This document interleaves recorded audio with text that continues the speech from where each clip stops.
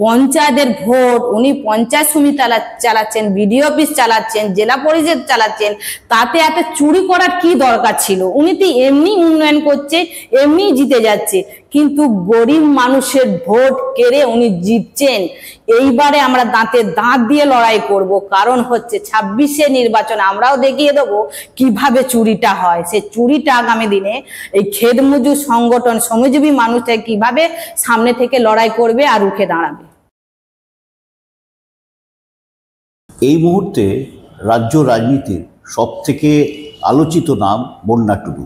হুগলির দাঁতপুরে তিনি একাই রুখে দিয়েছিলেন নিরন্ন মানুষকে জমিচ্যুত করার, বাস্তুচ্যুত করার প্রচেষ্টা।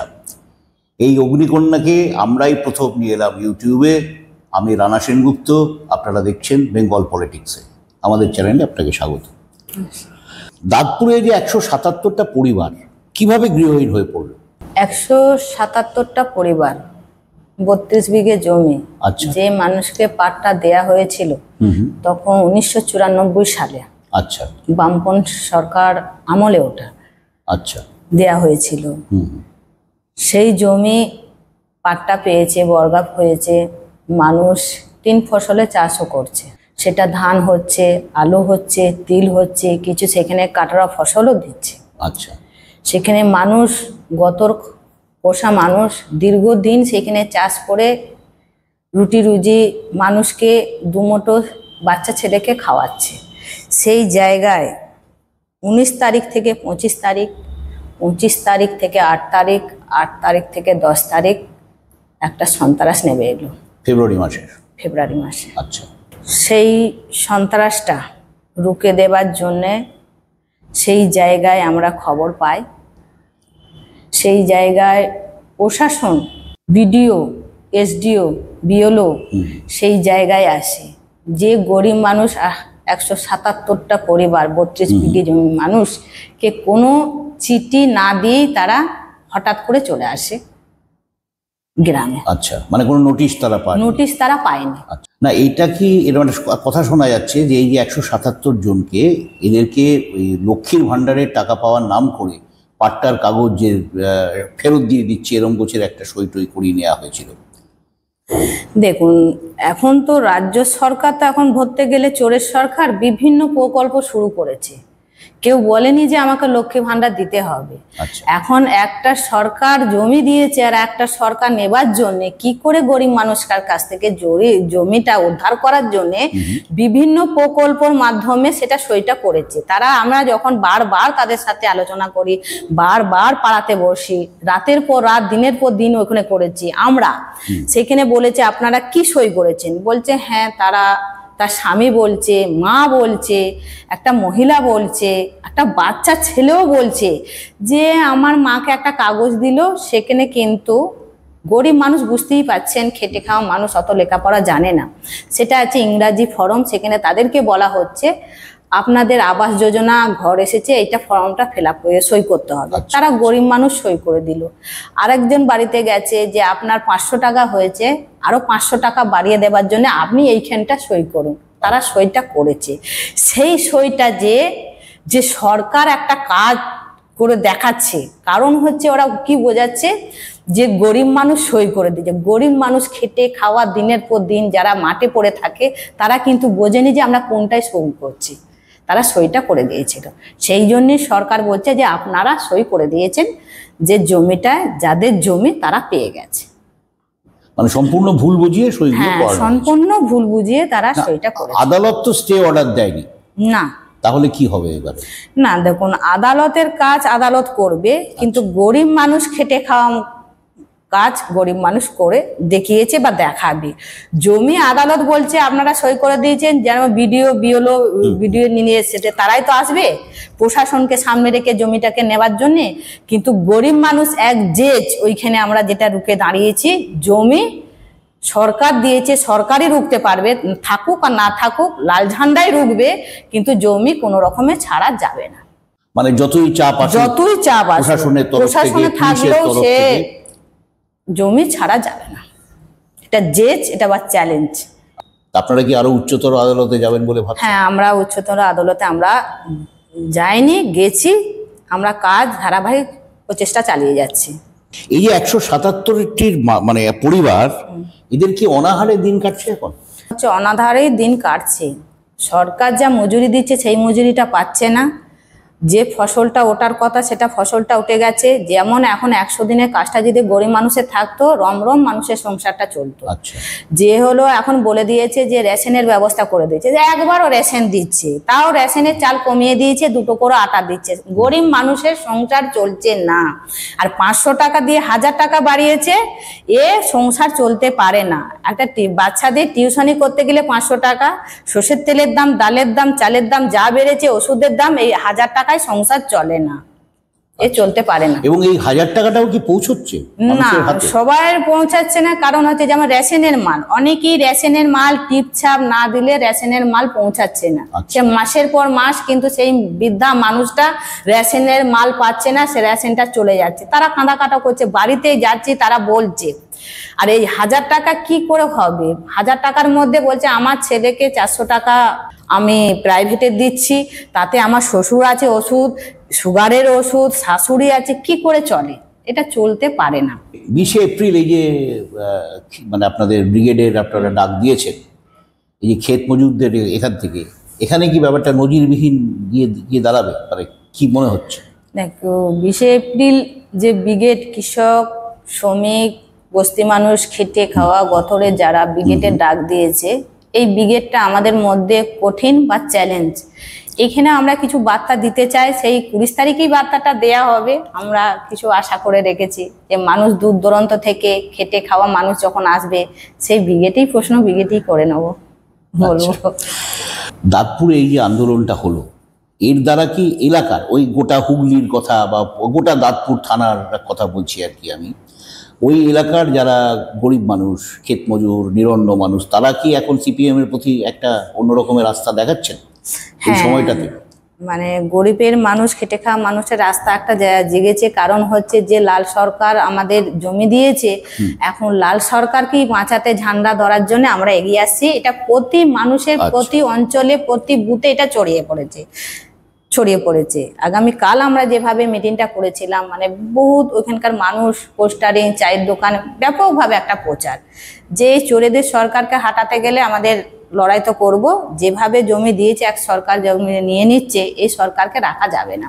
গরিব মানুষ ফুটে বলতে শুরু করে দিয়েছে।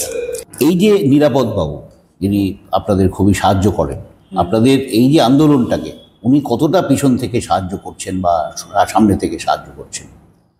নিরাপদ সর্দার, দেখুন, নিরাপদ সর্দার হচ্ছে আমাদের খেতমজুর ইউনিয়নের রাজ্যের সম্পাদক। তো যে সন্দেশখালে উনি বুক চিতিয়ে লড়াই করেছেন।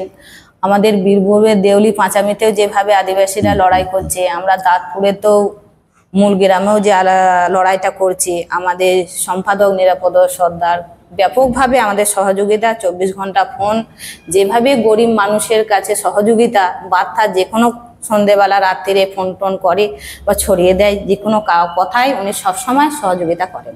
আচ্ছা দিদি, এই যে আন্দোলনটা যখন চলছিল, ওই সময় দেখা গেছে আপনি এখন সামনে থেকে স্লোগান দিচ্ছেন, মানে আপনাকে দেখে শহরের মানুষজন বলা শুরু করেছেন যে সিপিএম এর এক অগ্নিকন্যার জন্ম হয়েছে। তো এই ব্যাপারটা, মানে আপনার কাছে এই আন্দোলনের প্রেরণাটা এই 177 জন পরিবারে কি?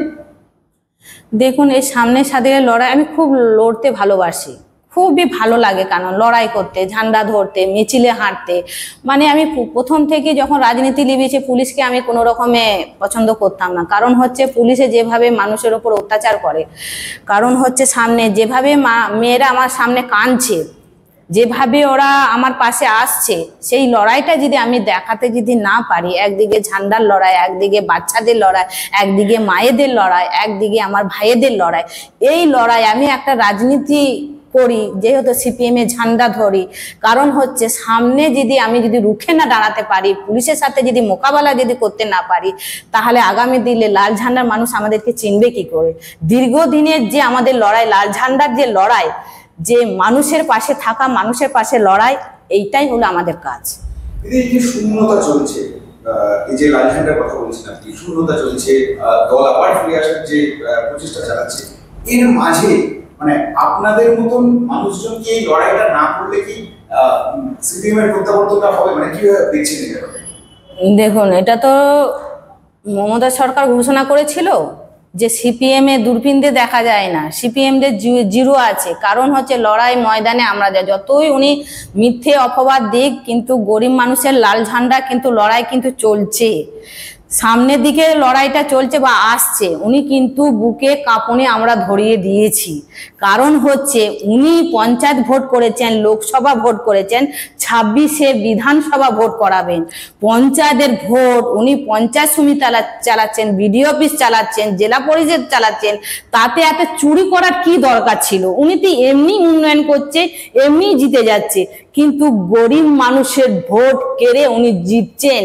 এইবারে আমরা দাঁতে দাঁত দিয়ে লড়াই করব। কারণ হচ্ছে 26-এ নির্বাচন আমরাও দেখিয়ে দেবো কিভাবে চুরিটা হয়। সে চুরিটা আগামী দিনে এই খেতমজুর সংগঠন, শ্রমজীবী মানুষরা কিভাবে সামনে থেকে লড়াই করবে আর রুখে দাঁড়াবে।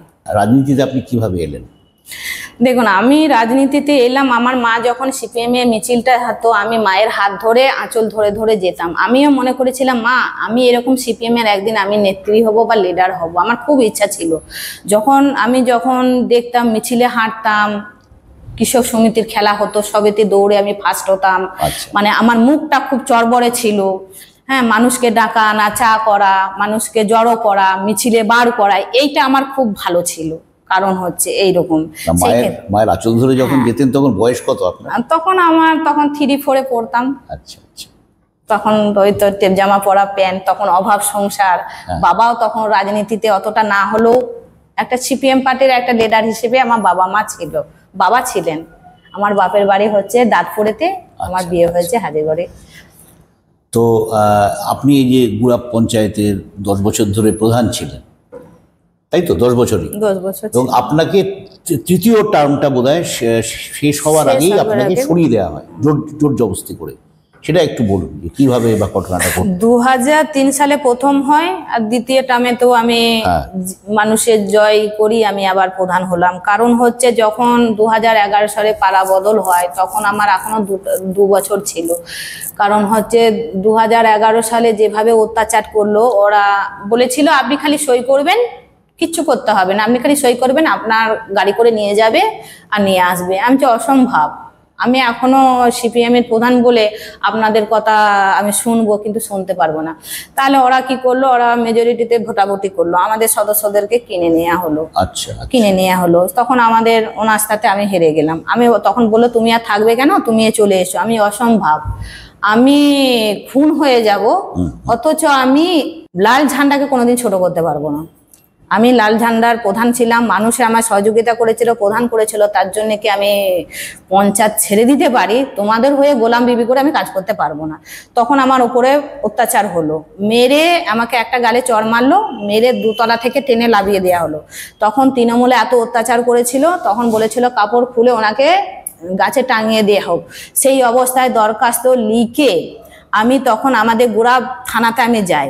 তখন ওসি আমার সামনে বলছে স্যার আমি তো একটা দরখাস্ত নিয়েছি, এই নামে আমি একটা কমপ্লেন জানাতে চাই।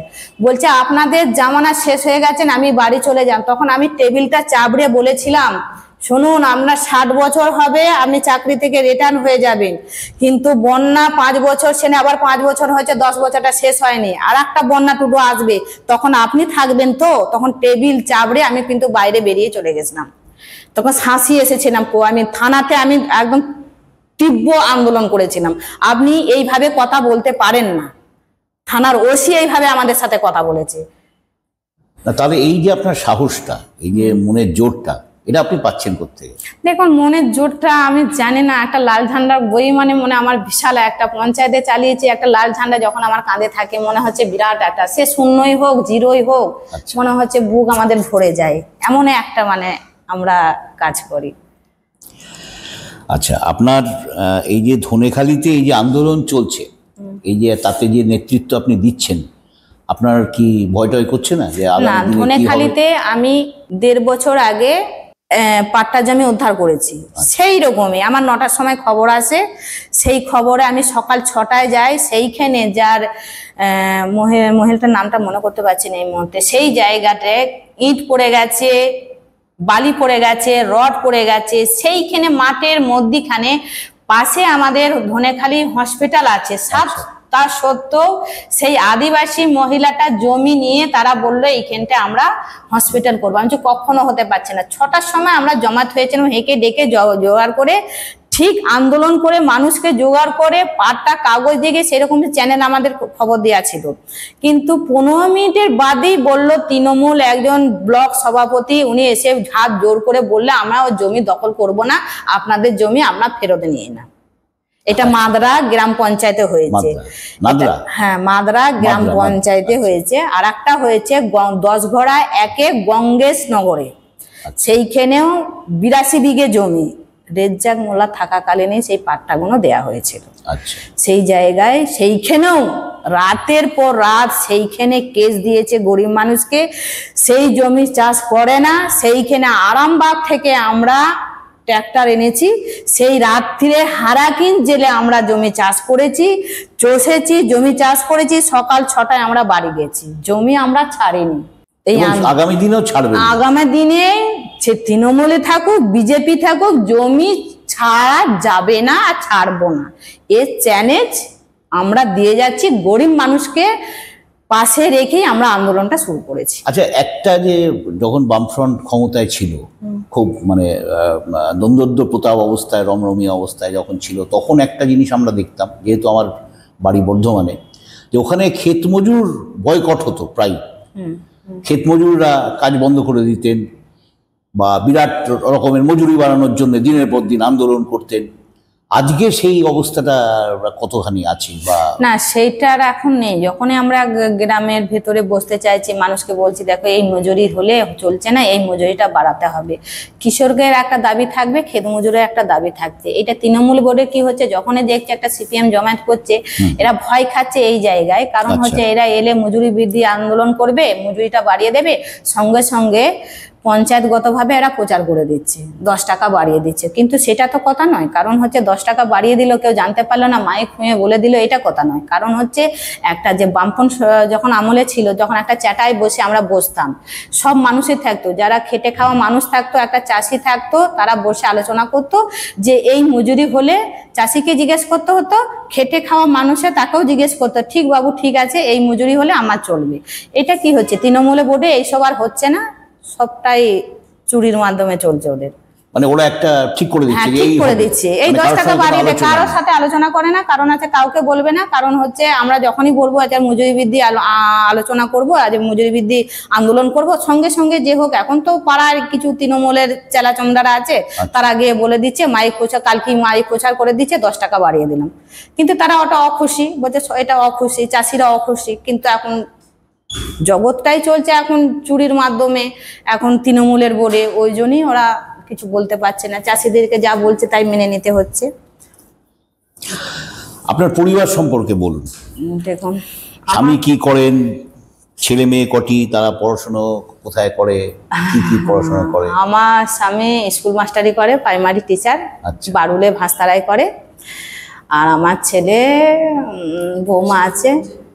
আমার ছেলে গাড়ি, এটা ট্র্যাক্টর কিনে দেওয়া হয়েছে। এখন তো চাকরি বাকরি নেই, কে দেবে চাকরি? ছেলে যখন 2011 সালে মাধ্যমিক পাস করে 11-এ যখন ভর্তি করে, তখন আমার ছেলেকে ভর্তি ওরা নেয়নি, স্কুলে ঘাড় ধাক্কা দিয়ে বার করে দিয়েছে।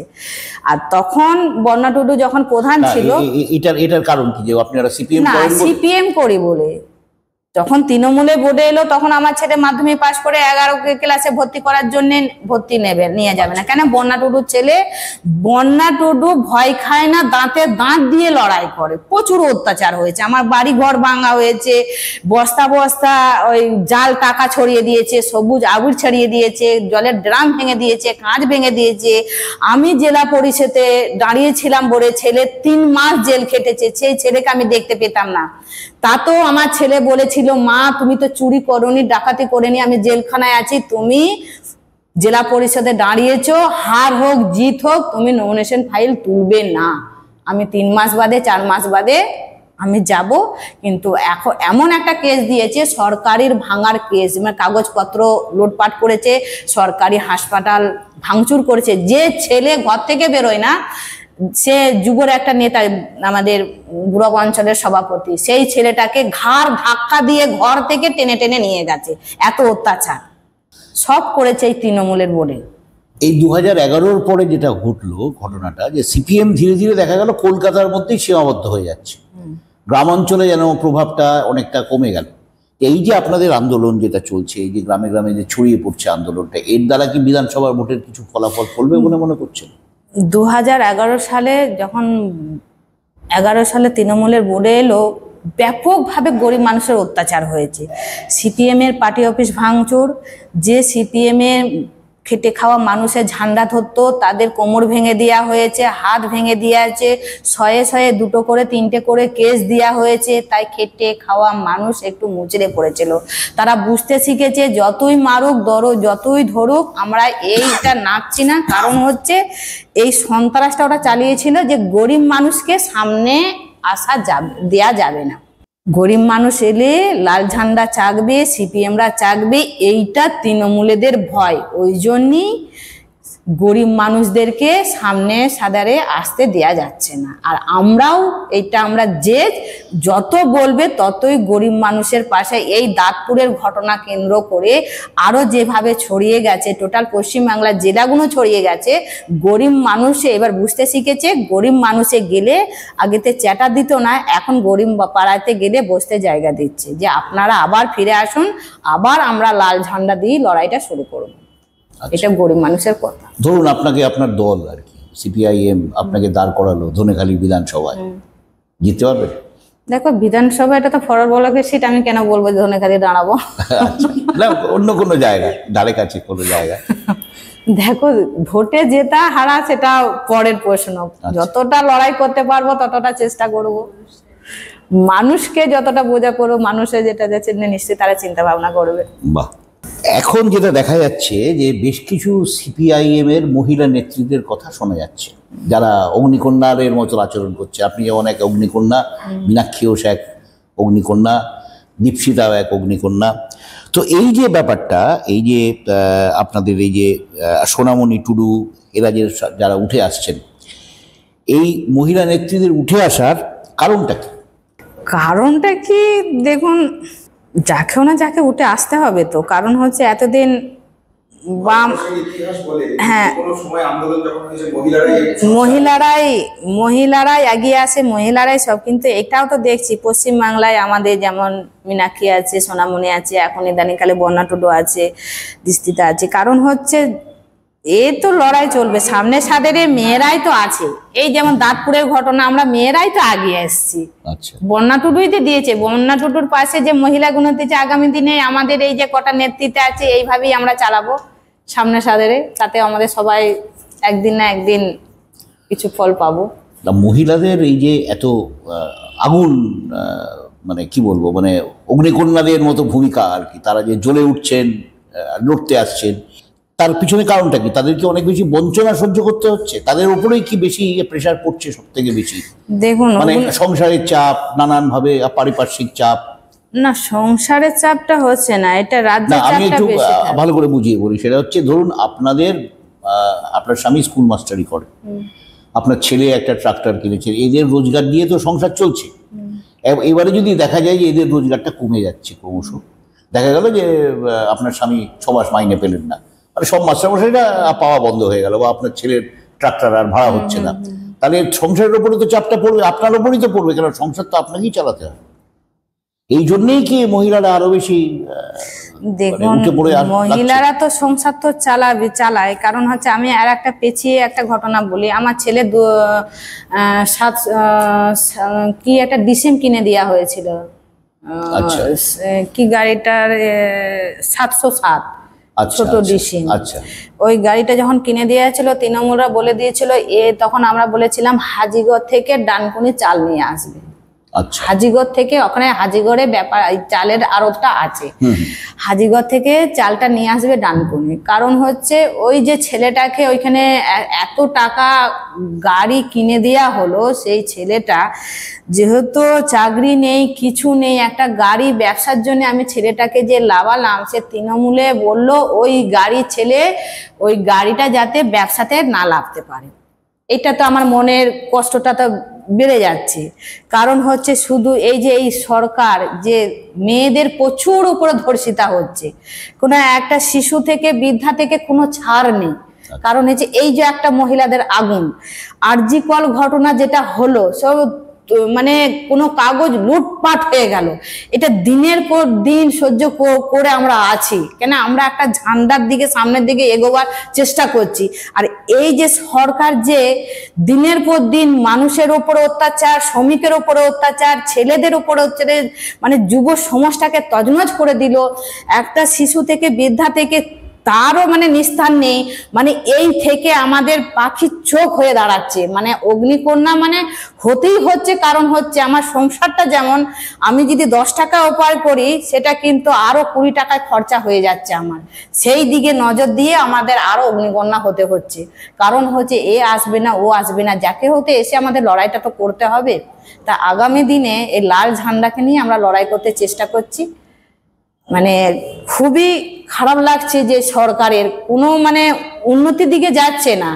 যা হচ্ছে নেতা মন্ত্রীদের কাছে ঢুকে যাচ্ছে, না হচ্ছে শ্রমিকের, না হচ্ছে আমাদের খেটে খাওয়া গতরের, না হচ্ছে রোজ, না হচ্ছে 100 দিনের কাজ, কিচ্ছু নেই। আপনারা তাহলে সরকারের কাছ থেকে চাইছেন কি?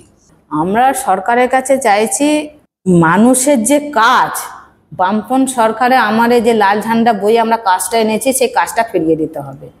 100 দিনের কাজটাকে 200 দিন করতে হবে। আচ্ছা, মজুরিটা যেটা ছিল, যেটা 170 থেকে 200 টাকা মজুরি হচ্ছে, এই মজুরিতে মানুষের খেটে খাওয়া মানুষের চলছে না। এটা 600 টাকা মজুরিটা বাড়াতে হবে। আর প্রত্যেকটা ঘরে, যেটা আমাদের বুদ্ধ মুখ্যমন্ত্রী যখন প্রাক্তন মুখ্যমন্ত্রী ছিল, যখন আমরা পঞ্চায়েতের প্রধান ছিলাম, তখন বলেছিল কোনো ছাদ যেন বাকি না থাকে, সবটা পাকা বাড়ি থাকবে। উনি কি করছেন, রাজ্য সরকার ভিডিও থেকে সার্ভে করে আবাস যোজনার নাম ঘোষণা করে উনি কি করেছে, যারা চুরি করেছিল সেই টাকাটা তো দিতে হবে। এখন বলছে আমিই দিচ্ছি টাকা, যাদের বাড়ি আছে তারাই বাড়ি পেয়েছে। সার্ভের কিন্তু যাদের টালির বাড়ি আছে, এখনো দেখবেন তিরপলের চাপা দিয়ে আছে, সেই বাড়িগুলো কিন্তু পায়নি। আমাদের এই ব্রিগেডে 20 তারিখে ব্রিগেডে এইটাই ঘোষণা হবে। রাজ্য সরকারের কাছে আমরা দাবি রাখবো যে আবাস যোজনা ঘর প্রত্যেকটা মানুষকে দিতে হবে। আপনি যেমন দিচ্ছেন, যাদের ঢালাই করা বাড়ি আছে, 2 তলা বাড়ি আছে, ওদের বাদ দিয়ে যাদের কাঁচা বাড়ি আছে সেটা দিতে হবে। 100 দিনের কাজটাকে 200 দিন করতে হবে, আর 600 টাকা মজুরি দিতে হবে। আর শিশুদের যে মানসিকভাবে যে ডাক্তারের কাছে যে ওষুধ পাওয়া যাচ্ছে না, ডাক্তার নেই, কিছু নেই, যে শিশুর হার, মৃত্যু হার বেড়ে যাচ্ছে, সেটা কমাতে হবে। যে প্রত্যেকটা হসপিটালে ডাক্তার নিয়োগ করতে হবে। একটা গ্রাম বাংলায় নতুন একটা বিপদ এসেছে, আপনিও নিশ্চয়ই খুব ভালোভাবেই জানেন, সেটা হচ্ছে মাইক্রো ফিন্যান্স।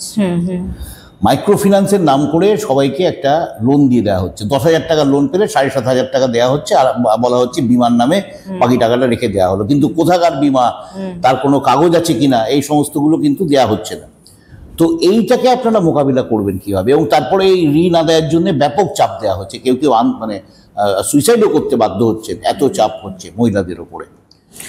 এই ঋণটা মহিলাদের বিশেষ করে দেওয়া হয় এই কারণের জন্যে, মহিলারা এই টাকাটা শোধ করেন। তারা খুব মানে কি বলবো, সততার সঙ্গে এইটা করেন। আরে ওটা যেভাবে শুরু করেছে, যখন 2003 সালকে আমি 10টা বছর প্রধান ছিল, তখন এই বন্ধনের মাইকে পড়াশোনা আমরা পারমিশনটা দেওয়া ছিল না। পারমিশন কিন্তু আমি গুড়া পঞ্চায়েতের যখন প্রধান ছিলাম, আমি কিন্তু পারমিশন দিইনি। কেন এইটা শহর থেকে যখন গ্রামে ঢুকে যাচ্ছে, তখন গ্রামের মানুষের, যারা খেটে খাওয়া মানুষের ক্ষতি হবে, আমরা তখন বুঝতে পেরেছিলাম। এটা আমাদের পার্টিও বলে দিয়েছিল। কারণ হচ্ছে যেটা এখন দেখে যান, এই যারা করছে ওই ঘরের বন্ধনের লোনটা কিন্তু কোথায় হচ্ছে জানেন? খেটে খাওয়া মানুষের ঘরের ভেতরে হচ্ছে। জায়গা দিয়ে দিচ্ছে, দালান ঘরে দিয়ে দিচ্ছে, তারা দিচ্ছে। আর লোনটা কাদের দেওয়া হচ্ছে?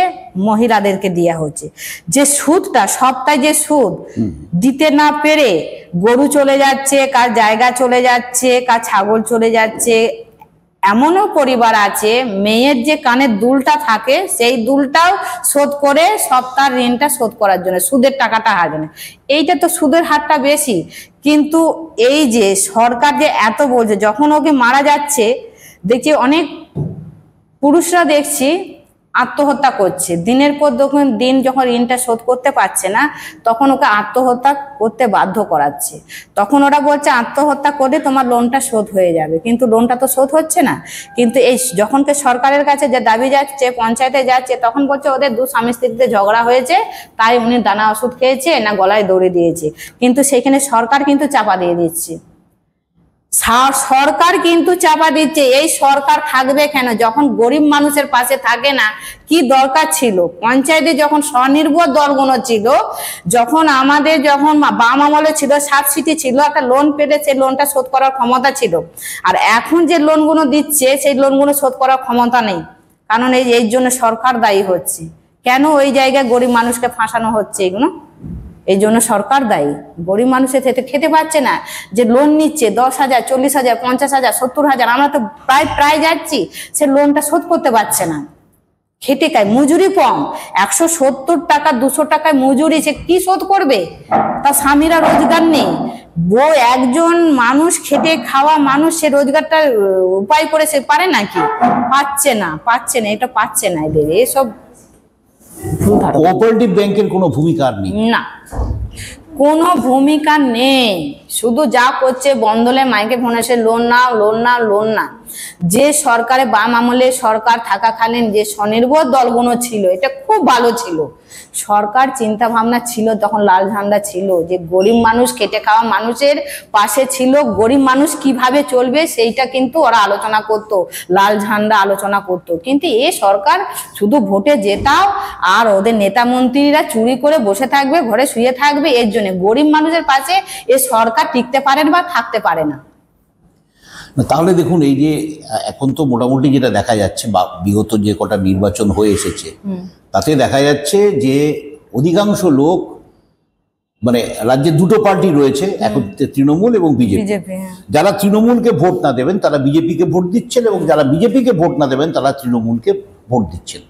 এই যে দুদিকেই তো একটা বঞ্চিত হচ্ছে মানুষ, অত্যাচারিত হচ্ছে, নিপীড়িত হচ্ছে। এই ভোটগুলো আপনাদের বাক্সে কবে আসবে? এইটা তো ম্যাজিক খেলার মতন শুরু করেছে একটা মোদী সরকার, একটা দিদিমণির সরকার আর ভাইপো মিলে যেটা করছে। তুমি মুসলিম, মমতা দিকে বলে দিচ্ছে তুমি মুসলিম নিয়ে গিয়ে থাকো আর হিন্দুত্বে নিয়ে গিয়ে থাকছি, আমি হিন্দুর ভোটটা নেবো, তুমি মুসলিম এদের ভোটটা নেবে। এই তো দুজনের গট আপ কেস। কোনো রকমে বামেদের জায়গা ভোটটা যাতে না যেতে পারে। এরা দুজন উভয়কে চেনে, এরা চেনে ভালো, কারণ হচ্ছে ভোটটা যাতে বামেদের দিকে না বাড়ে। না হলে কি লোকসভায় ভোটে মৃত ব্যক্তির ভোটগুলো কি করে পড়ে? কারণ হচ্ছে আমি আমার বুথের হিসেবটা দেবো, যেখানে 1200 ভোটার সেখানে 1400 ভোট কি করে হয়? যখন আমরা দেখাচ্ছি, যখন আমরা বলছি, তখন দেখছি মৃত ব্যক্তির ভোটগুলো চলে যাচ্ছে। যখন আমাদের নির্বাচনের সময় বিডিও সাহেব যখন ঢাকছে নির্বাচনের কমিটি মিটিং হবে, চলে আসুন, যখন আমাদের তালিকা দেওয়া হচ্ছে যে এই মৃত ব্যক্তি আপনি বাদ দিন, আশা কর্মীরা করছে, বলছে বাবরে এর মৃত ব্যক্তি ভোট ইয়ে করা যাবে না, ক্যান্সেল করা যাবে না, আমার চাকরি চলে যাবে। এই তো নিয়ে ওরা ভোটটা জিতছে। এইবার আমরা বিধানসভা আমরাও কোমর বেঁধে নাচছি। খেটে খাওয়া মানুষরা যেমন সরে গেছিল, এইবার তারাও নাচছে। কারণ হচ্ছে 26-এ বিধানসভার ভোটটা আমরাও দেখিয়ে দিতে চাই। যেখানে করার চেষ্টা করব সেখানে আমরা করব, যেখানে পারবো না সেখানে চুপচাপ থাকবো। লড়াই কিন্তু চালিয়ে যাব, লড়াই থামালে হবে না, এই লড়াই চলবে। ঠিক আছে, নমস্কার। এতক্ষণ আমরা ছিলাম বন্যা টুডুর সঙ্গে। আমাদের বেঙ্গল পলিটিক্সকে সাক্ষাৎকার দেওয়ার জন্য আপনাকে অনেক অসংখ্য ধন্যবাদ।